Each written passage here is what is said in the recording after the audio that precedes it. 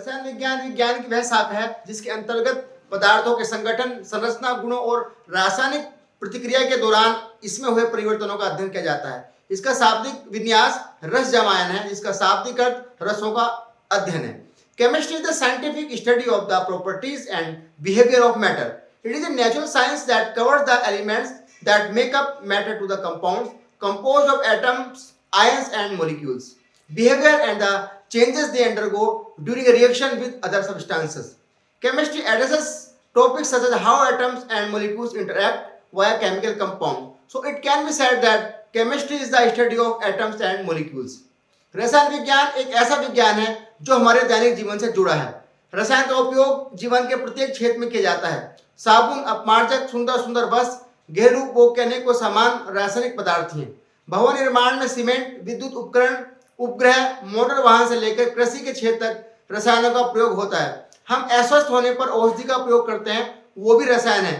अनेकों प्रकार के खट्टे मीठे खाद्य पदार्थों के परीक्षण के बिना दैनिक जीवन की कल्पना भी नहीं की जा सकती। प्राचीन समय से ही रसायन विज्ञान में भारत का बहुत योगदान रहा है। प्रख्यात वैज्ञानिक आचार्य प्रफुल्ल चंद्र राय ने कहा कि रसायन शास्त्र में हमारा प्राचीन भूतकालीन योगदान लज्जा करने लायक नहीं था। प्राचीन काल में विकसित सभी शास्त्रों की शाखाओं के बारे में मेरा अंतर्मन लज्जागत नहीं अपितु गर्वोन्नत है। We are not ashamed of our ancient contribution to the science of chemistry. I am equally proud of and not ashamed for all the branches of science that grew in ancient India. प्राचीन भारत में रसायन विज्ञान कितने उन्नत अवस्था में था, कुछ उदाहरणों की सहायता से हम ये स्पष्ट कर सकते हैं। पहले, परमाणु विज्ञान के क्षेत्र में आज से 2600 वर्ष पूर्व ब्रह्मांड का विश्लेषण परमाणु विज्ञान की दृष्टि से सर्वप्रथम एक शास्त्र के रूप में सूत्रबद्ध ढंग से महर्षि कणाद ने अपने वैश्विक दर्शन में प्रतिपादित किया था। महर्षि कणाद का प्रतिपादन आज के विज्ञान से भी आगे है। कणाद गुजरात के प्रभात क्षेत्र में जन्मे थे। महर्षि कणाद ईसा से 600 वर्ष पूर्व हुए थे, अर्थात बुद्ध और महावीर के काल में। कणाद ने परमाणुओं को तत्वों की ऐसी लघुतम यानी सबसे छोटी अविभाज्य इकाई माना जिसमें तत्व के समस्त गुण उपस्थित होते हैं। कणाद ने बताया कि परमाणु स्वतंत्र नहीं रह सकते, एक प्रकार के दो परमाणु संयुक्त होकर द्विणुक का निर्माण करते हैं। यह द्विअणु की आज के रसायनों का मॉलिक्यूल है। उन्होंने यह भी कहा कि भिन्न भिन्न पदार्थों के परमाणु भी आपस में संयुक्त हो सकते हैं। वैशेषिक सूत्र में परमाणु को सतत गतिशील भी माना गया है तथा द्रव्य के संरक्षण की बात भी कही गई है। महर्षि कणाद ने कहा कि अगर द्रव्य को छोटा करते जाएंगे तो एक स्थिति ऐसी आएगी जहां से उसे और छोटा नहीं किया जा सकता, क्योंकि यदि उससे अधिक छोटा किया गया या उसका प्रयास किया गया तो उसके पुराने गुणों का लोप हो जाएगा। परमाणु छोटे बड़े होते हैं। इस विषय में महर्षि कणाद कहते हैं, एतेन दीर्घत्व हिस्वते तो आख्याते, अर्थात आकर्षण विकर्षण से अणुओं में छोटापन और बड़ापन उत्पन्न होता है। यही बात 1802 में डाल्टन ने बताई, जिसे हम डाल्टन का परमाणु सिद्धांत कहते हैं। जबकि सिद्धांत तो कणाद 2600 वर्ष पूरी दे चुके थे।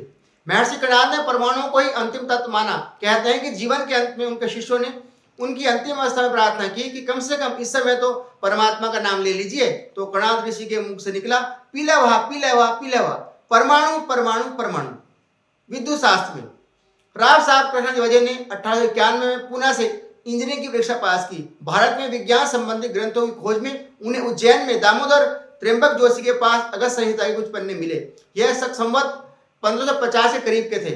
आगे चलकर इस संहिता के पन्नों में उल्लेखित वर्णन को पढ़कर नागपुर में संस्कृत के विभाग अध्यक्ष रहे डॉक्टर M.C. सहस्रबुद्धे को आभास हुआ कि यह वर्णन डैनियल सेल से मिलता जुलता है। अतः उन्होंने नागपुर में इंजीनियरिंग के प्राध्यापक P.P. होले को भेज दिया और उसे जांचने को कहा। अगस्त का सूत्र निम्न प्रकार है, संस्थाप्य मणमय पात्रिताम प्रथम सुसंस्कृतम छादेति कृवेन चांद्रापि काष्ठ पांशुभि दस्तालोष्टो निधातव्य पारदाक्षित स्थिता संयोगा जाते तेजो मितावुण संस्कृतम।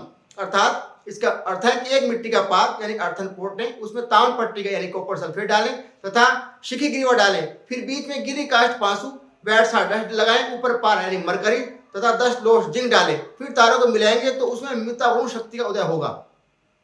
उपयुक्त वर्णन के आधार पर श्री होले तथा उनके मित्र ने तैयारी चालू की। शेष सामग्री ध्यान में आया कि शिखी ग्रीवा यानी मोर की गर्दन। अतः वे और उनके मित्र महाराज भाग गए और वहां के प्रमुख से पूछा कि आप बता सकते हैं कि आपके जू में मोर कब मरेगा? तो उसने नाराज होकर कहा, क्यों? तब उन्होंने कहा कि एक प्रयोग के लिए उसकी गर्दन की आवश्यकता है। यह सुनकर उन्होंने कहा कि ठीक है, आप एक एप्लीकेशन दे जाइए। इसके कुछ दिन बाद एक आयुर्वेदाचार्य से बात हो रही थी, उनको यह सारा घटनाक्रम सुनाया गया तो वे हंसने लगे और बोले, यहाँ शिखी ग्रीवा का अर्थ मोर की गर्दन नहीं अपितु उसकी गर्दन के रंग जैसा एक पदार्थ है। जिसका नाम कॉपर सल्फेट है। यह जानकारी मिलते ही समस्या हल हो गई और फिर इस आधार पर एक सेल बनाया गया और डिजिटल मल्टीमीटर द्वारा उसको नापा गया। उसका ओपन सर्किट वोल्टेज था 1.38 वोल्ट्स और शॉर्ट सर्किट करंट था 23 मिली एम्पियर्स। प्रयोग सफल होने की सूचना डॉक्टर एमसी सहजबुद्धे को दी। इस सेल का प्रदर्शन 7 अगस्त 1990 को स्वदेशी विज्ञान संशोधन संस्थान नागपुर के चौथे वार्षिक सर्वसाधारण सभा में अन्य विद्वानों के सामने हुआ। तब विचार आया कि वर्णन इलेक्ट्रिक सेल का है, पर इसका आगे का संदर्भ क्या है, इसकी खोज हुई और आगे ध्यान में आया ऋषि अगस्त ने इसके आगे भी बातें लिखी हैं। अनेन जल संभोगस्ति प्रणोदानेषु वायुषु एवं सतनाम कुंभानाम सौ कार्यकृत स्मृतः। अगस्त कहते हैं कि 100 कुंभों की शक्ति पर पानी का प्रयोग करेंगे तो पानी अपने रूप को बदलकर प्राणवायु यानी ऑक्सीजन, उदान वायु, हाइड्रोजन में परिवर्तित हो जाएगा। उदान वायु को वायु प्रतिबंधक वस्त्र में रोका जाए तो यह विमान विद्या में काम आता है। वायुबंधक वस्त्रेण निबद्धो यान मस्तके उदाहरण स्वलघुत्वे विवत्कारकाशनकम। राव साहब वजह जिन्होंने भारतीय वैज्ञानिक ग्रंथ और प्रयोगों को ढूंढने अपना जीवन लगाया, उन्होंने अगस्त संहिता एवं अन्य ग्रंथों के आधार पर विद्युत भिन्न भिन्न प्रकार से उत्पन्न होती है, उस आधार पर उसके भिन्न भिन्न नाम रखे। तड़ित रेशमी वस्त्रों के घर्षण से उत्पन्न, सुदामिनी रत्नों के घर्षण से उत्पन्न, विद्युत बादलों के द्वारा उत्पन्न, सतकुंभी 100 सालों या कुंभों से उत्पन्न, हृदय स्टोर की हुई बिजली, अश्नि चुंबकीय दंड से उत्पन्न। अगस्त संहिता में विद्युत का उपयोग इलेक्ट्रोप्लेटिंग के लिए करने का विवरण मिलता है। उन्होंने बैटरी द्वारा तांबा या चांदी का पॉलिश चढ़ाने की विधि निकाली, अतः अगस्त को कुंभोदय यानी बैटरी बॉन्ड भी कहते हैं। कृत्रिम स्वर्ण लेपः सत्कृति रुच्यते यह क्षारजोद्धान सुतक्त जल सन्निधो आच्छादित ताम्रम स्वर्णेन रजतेन वह सुवर्णलिप्तम ताम्रम शांत कुंभिति स्मृतम। अर्थात कृत्रिम स्वर्ण अथवा रजत के लेप को सत्कृति कहा जाता है। लोहे के पात्र में शुष्क जल अर्थात तेजाब का घोल इसका सानिध्य पाते यह क्षार यानी सोने या चांदी का नाइट्रेट ताम को स्वर्ण या रजत से ढक लेता है। स्वर्ण से लिप्त उस ताम को शांत कुंभ या कृत्रिम स्वर्ण कहा जाता है। धातु विज्ञान में योगदान। धातु विज्ञान का भारत में प्राचीन काल से व्यवहारिक जीवन में उपयोग होता रहा है। यजुर्वेद के एक मंत्र में निम्न उल्लेख आया है: अष्टमा चय में, मृतिका चय में, गृह चय में, शिक्ताष्ट में, वनस्पतक्षय में, हिरण्य चय में, क्षय में, श्याम चय में, लोह चय में, शीश चय में, त्रपु चय में, यज्ञ निकल ताम। मेरे पत्थर, मिट्टी, पर्वत, गिरी, बालू, वनस्पति, सुवर्ण, लोहा, लाल लोहा, ताम्र, सीसा और टीन यज्ञ से बढ़े। रामायण, महाभारत, पुराणों, श्रुति ग्रंथों में भी सोना, सुवर्ण, हिरण्य, लोहा, श्याम, टिन, त्रपु, चांदी, रजत, शीशा, तांबा यानी ताम्र, कांस्य आदि का उल्लेख आता है। चरक सूत नागार्जुन ने स्वर्ण, रजत, ताम्र, लोह, अभ्रक, पारा आदि से औषधि बनाने की विधि का विस्तार से अपने ग्रंथों में वर्णन किया है। केवल प्राचीन ग्रंथों में विकसित धातु विज्ञान का उल्लेख नहीं मिलता, अपितु उसके अनेक प्रमाण आज भी उपलब्ध होते हैं, जिसमें से कुछ हम इस प्रकार दे सकते हैं। जैसे जस्ता, धातु विज्ञान के क्षेत्र में जस्ते की खोज एक आश्चर्य है। आसन प्रक्रिया यानी कि डिस्टिलेशन प्रोसेस के द्वारा कच्चे जस्ते से शुद्ध जस्ता निकालने की प्रक्रिया निश्चय ही भारतीयों के लिए गर्व का विषय है।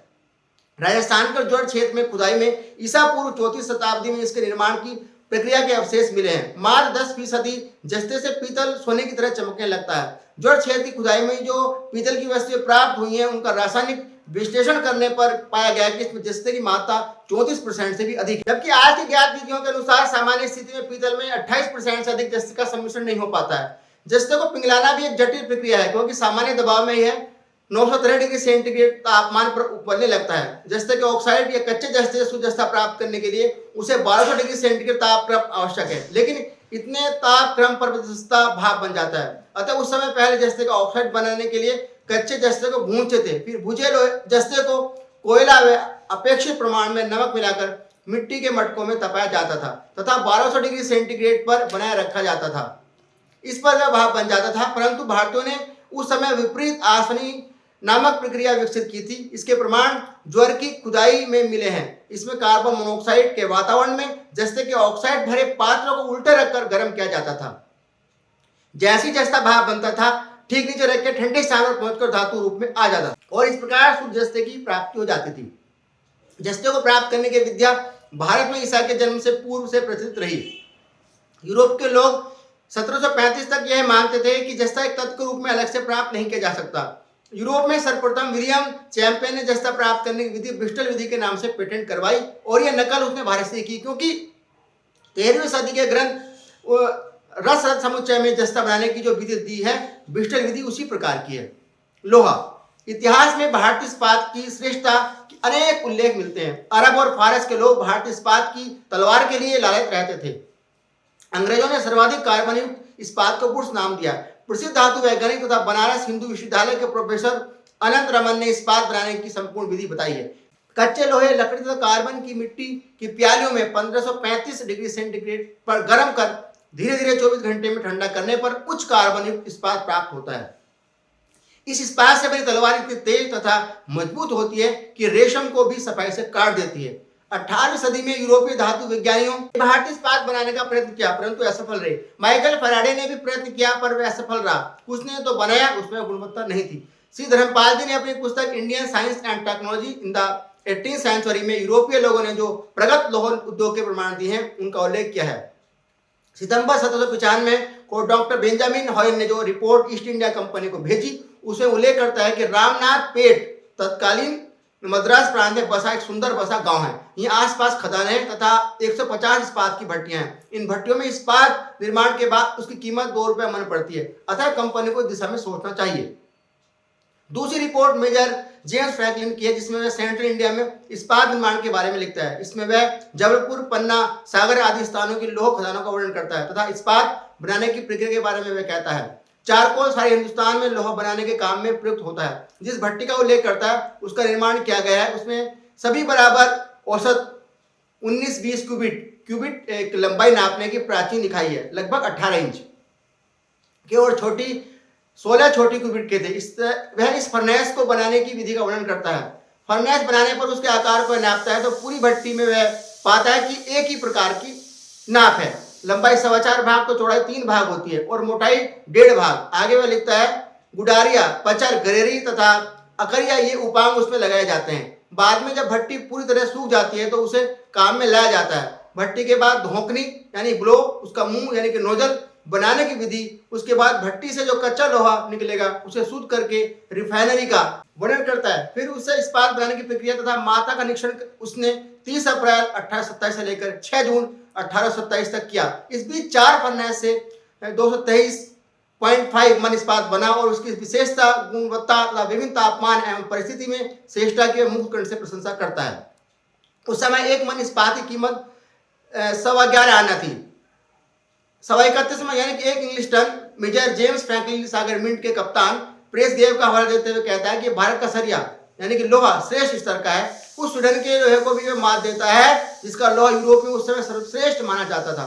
तीसरी रिपोर्ट कैप्टन जे कैम्पबेल की है जो 1842 की है। इसमें दक्षिण भारत में लोह निर्माण का वर्णन है। ये सब रिपोर्ट कहती हैं कि उस समय देश में हजारों छोटी छोटी इस्पात निर्माण की भट्टियां थी। एक भट्टी में 9 लोगों को रोजगार मिलता था तथा उत्कृष्ट प्रकार का सस्ता लोहा बनता था। वैसा दुनिया में अन्य किसी देश में संभव नहीं था। कैम्पबेल ने रेलगाड़ी में लगाने के लिए बार आयरन की खोज करते समय एक बार कहा, यहाँ का यानी भारत का बार आयरन उत्कृष्ट है, सस्ता है। इंग्लैंड का बढ़िया लोहा भी भारत के घटिया लोहे का मुकाबला नहीं कर सकता। उस समय 90,000 लोग इन भट्टियों में काम करते थे। अंग्रेजों ने 1874 में बंगाल आयरन कंपनी की स्थापना कर बड़े पैमाने पर उत्पादन चालू किया। महंगा इस्पात बाहर से मंगवाया। परिणाम स्वरूप धीरे धीरे गांव में बनने वाली इस्पात की खपत कम होती गई और 19वीं सदी के अंत तक स्वदेशी इस्पात बनना लगभग बंद हो गया। अंग्रेजों ने बड़े कारखाने लगाकर स्वदेशी प्रौद्योगिकी कमर तोड़ दी। इसका दुखद पक्ष यह है कि भारतीय धातु प्रौद्योगिकी लगभग लुप्त हो गई। आज झारखंड के कुछ वनवासी परिवारों में इस तकनीक के नमूने मात्र रह गए हैं। दिल्ली से लौह स्तंभ एक चमत्कार। नई दिल्ली में कुतुब मीनार के पास स्थित लौह स्तंभ जिसके धातु विज्ञानियों के लिए आकर्षण का केंद्र है, लगभग 1600 से अधिक वर्षों से खुले आसमान के नीचे सदियों में सभी मौसमों में अविचल खड़ा है। इतने वर्षों में आज तक इसमें जंग नहीं लगा। यह दुनिया के लिए आश्चर्य का विषय है। जहां तक इस स्तंभ के इतिहास का प्रश्न है, यह 4वीं सदी में बना था। इस स्तंभ पर संस्कृत में जो खुदा हुआ है उसके अनुसार इसे ध्वज स्तंभ के रूप में खड़ा किया गया था। चंद्रराज द्वारा मथुरा में विष्णु पहाड़ी पर निर्मित भगवान विष्णु के मंदिर के सामने इसे ध्वज स्तंभ के रूप में खड़ा किया गया था। इस पर गरुड़ स्थापित करने हेतु इसे बनाया गया होगा, अतः इसे गरुड़ स्तंभ भी कहते हैं। 1050 में यह स्तंभ दिल्ली के संस्थापक अनंगपाल द्वारा लाया गया। इस स्तंभ की ऊंचाई 765 सेंटीमीटर है। इसमें से 50 सेंटीमीटर नीचे है, 45 सेंटीमीटर चारों ओर पत्थर का प्लेटफॉर्म है। इस स्तंभ का घेरा 41.6 सेंटीमीटर नीचे है तथा 30.4 सेंटीमीटर ऊपर है। इसके ऊपर गरुड़ की मूर्ति पहले कभी रही होगी। स्तंभ का कुल वजन 6096 किलोग्राम है। 1961 में इसके रासायनिक परीक्षण से पता चला कि यह स्तंभ आश्चर्यजनक रूप से शुद्ध इस्पात का बना है तथा आज के इस्पात की तुलना में इसमें कार्बन की मात्रा काफी कम है। भारतीय पुरातत्व सर्वेक्षण के मुख्य रसायन शास्त्री डॉक्टर बीबी लाल इस निष्कर्ष पर पहुंचे हैं कि स्तंभ का निर्माण गर्म लोहे के 20-30 लोहे के टुकड़ों को जोड़ने से हुआ है। माना जाता है कि 120 कारीगरों ने 15 दिनों के परिश्रम के बाद इस स्तंभ का निर्माण किया। आज से 1600 वर्ष पूर्व गर्म लोहे के टुकड़ों को जोड़ने की तकनीक भी आश्चर्य का विषय है, क्योंकि पूरे लोह स्तंभ में एक भी जोड़ कहीं भी दिखाई नहीं देता। 16 शताब्दियों से खुले में रहने के बाद भी वैसे के वैसे ही बने रहने की स्थिति में विशेषज्ञों को चकित किया है। इसमें फास्फोरस की अधिक मात्रा में, सल्फर तथा मैग्नीज कम मात्रा में, स्लग की अधिक मात्रा अकेले तथा सामूहिक रूप से जंग प्रतिरोधक क्षमता बढ़ा देते हैं। इसके अतिरिक्त 50 से 600 माइक्रोन मोटी और 1 माइक्रोन यानी 1 मिलीमीटर का 1000वां हिस्सा ऑक्साइड की परत भी स्तंभ को जंग से बचाती है। पारा, यूरोप में 17वीं शताब्दी तक पारा क्या है ये जानते भी नहीं थे। अतः फ्रांस सरकार के दस्तावेजों में से दूसरी तरह की चांदी यानी कि क्विक सिल्वर कहा गया, क्योंकि यह चमकदार तथा इधर उधर घूमने वाला होता है। वहां की सरकार ने एक कानून बनाया था कि भारत से आने वाली जिन औषधियों में पारे का उपयोग होता है उनका उपयोग विशेषज्ञ चिकित्सक करें।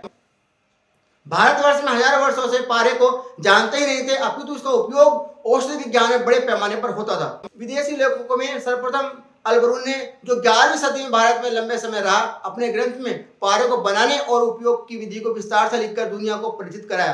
कहा जाता है कि नागार्जुन पारे से सोना बनाना जानते थे। आश्चर्य की बात यह है कि स्वर्ण में परिवर्तन को पारा ही चुना, अन्य कोई धातु नहीं चुनी। आज का विज्ञान कहता है कि धातुओं का निर्माण उनके परमाणु में स्थित प्रोटॉन की संख्या के आधार पर होता है। और यह आश्चर्य की बात है कि पारे में 80 प्रोटॉन इलेक्ट्रॉन तथा सोने में 79 प्रोटॉन इलेक्ट्रॉन होते हैं।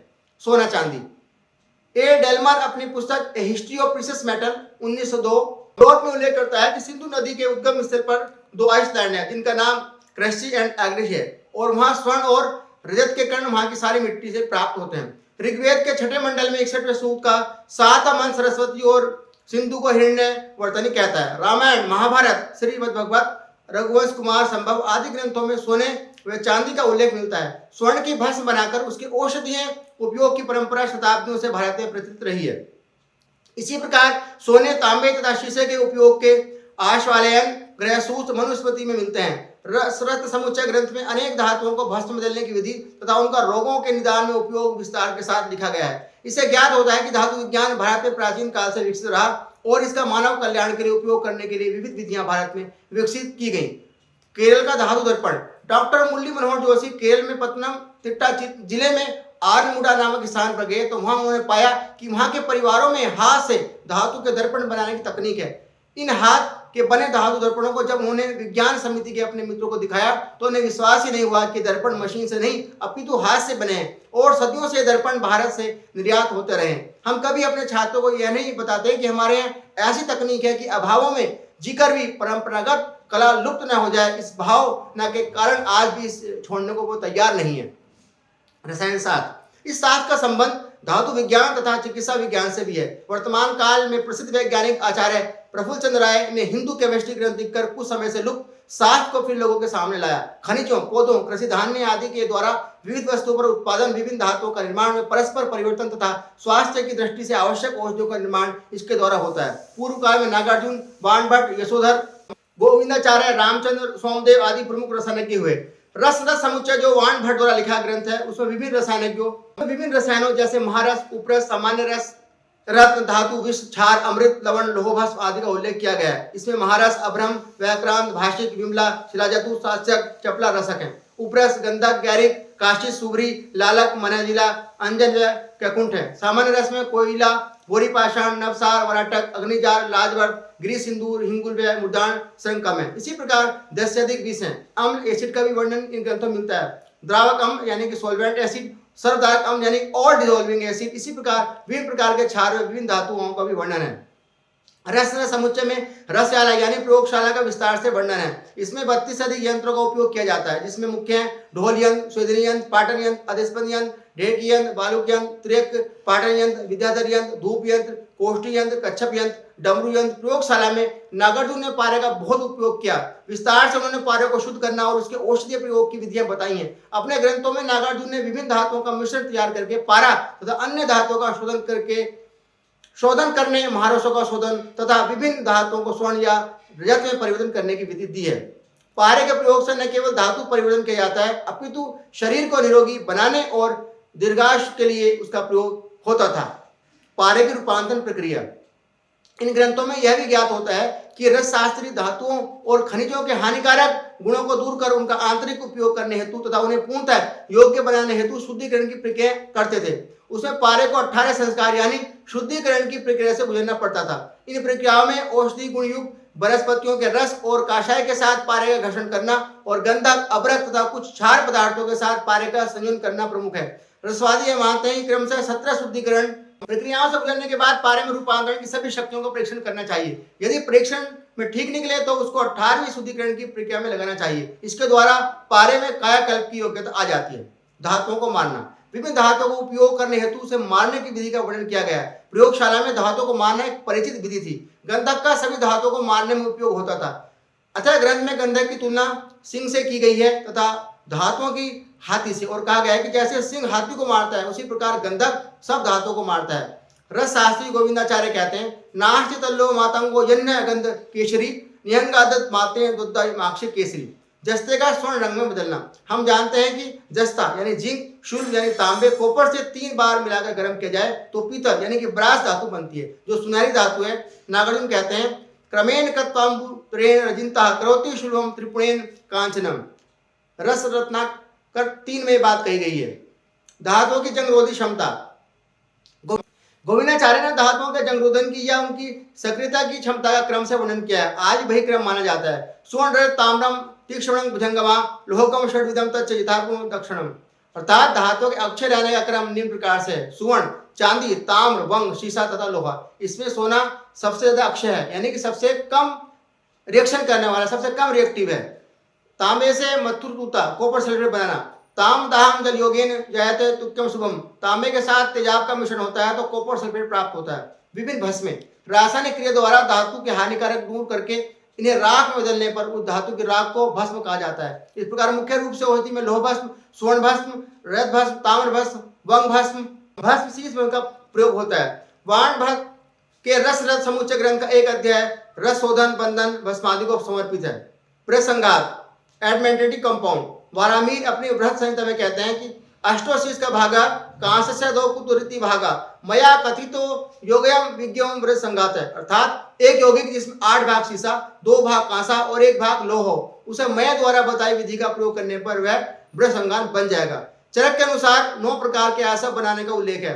धान्यासव यानी ग्रेन्स एंड सीड्स, फलासव यानी फ्रूट्स, मूलासव यानी रूट्स, सरासव यानी वुड, पुष्पासव यानी फ्लावर्स, पत्रासव यानी लीव्स, कांडासव यानी स्टीम्स, त्वगासव यानी बार्क्स, सरकासव यानी सुगर। इसके अतिरिक्त विभिन्न प्रकार के गंध, इत्र, सुगंधि के समान आदि का भी जिक्र हुआ था। ये सारे प्रयोग सिद्ध करने के बाद कहे गए, यानी कि रस शास्त्र द्वारा प्रयोग किए गए, केवल मुंह द्वारा बताए नहीं दिए गए, उनके पहले प्रयोग भी किया गया। यानी उपरोक्त उदाहरण से स्पष्ट है कि प्राचीन काल से ही भारत का रसायन विज्ञान में अतुलनीय योगदान रहा और ये हमारे लिए बहुत ही गौरव का विषय है।